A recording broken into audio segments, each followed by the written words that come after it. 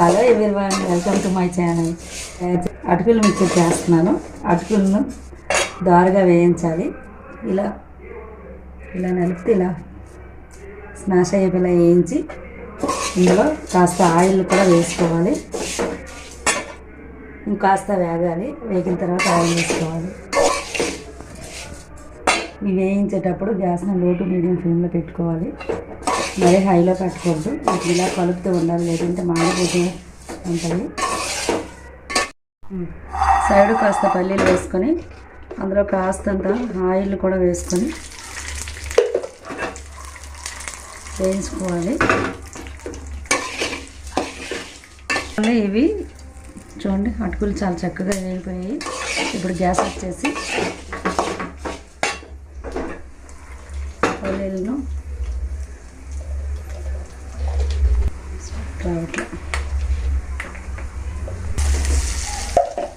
Salt,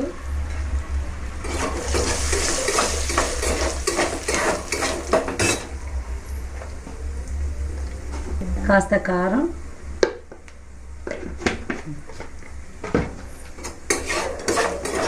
వేసి ఆయిల్లో బాగా వేయించుకోవాలి.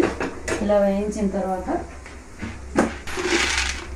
కొన్ని పుట్నాల పప్పును కూడా తీసుకొని అందులో వేసి వేయించుకోవాలి.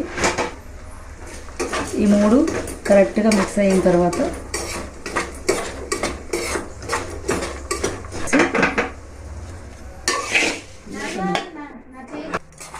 మూడు మిక్చర్లో అటుకుల మిక్చర్లో బాగా మిక్స్ అయ్యేలా కలుపుకోవాలి. ఇందులో కాస్త ఇంకా మీకు వేసుకోవాలనుకుంటే జీడిపప్పు వేసుకోవచ్చు. నేనైతే కరివేపాకు వేయడం మిక్స్ చేశాను. కరివేపాకు వేసుకోవడం మర్చిపోకండి. ఇందులో పంచదార పౌడర్ని వేసి చక్కగా కలుపుకుంటే మంచి టేస్ట్ వస్తుంది. తినడానికి కూడా పిల్లలు చాలా ఇష్టంగా తింటారు. ఒకసారి ట్రై చేసి చూడండి.